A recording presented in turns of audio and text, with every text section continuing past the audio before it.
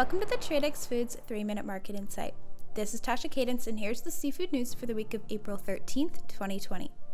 In this week's episode, we provide a quick COVID-19 update on the markets last week and an update on the Oregon pink shrimp fishery.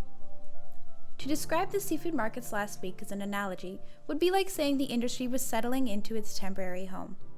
As reported in the previous episode, salmon, cod, and canned fish were still the movers through the market last week.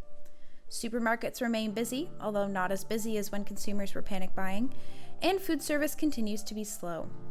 Consumer purchasing behavior as we know it has changed, and for some industries, things may have changed forever.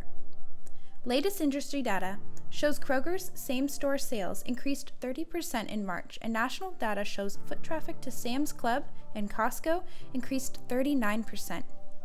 This was not due to stockpiling, but rather the tremendous increase in meals cooked at home. A shift from food service to retail could actually be a beacon call for the frozen seafood industry as consumers develop their purchasing strategies to foods that can stay well preserved in freezers.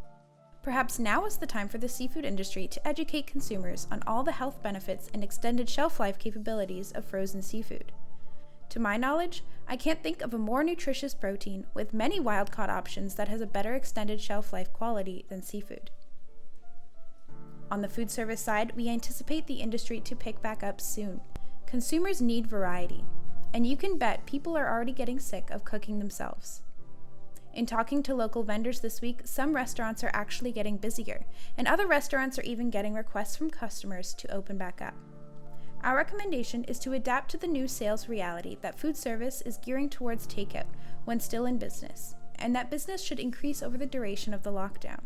Be prepared to sell to your food service customers and adapt to sell to your current retail customers or find a way in.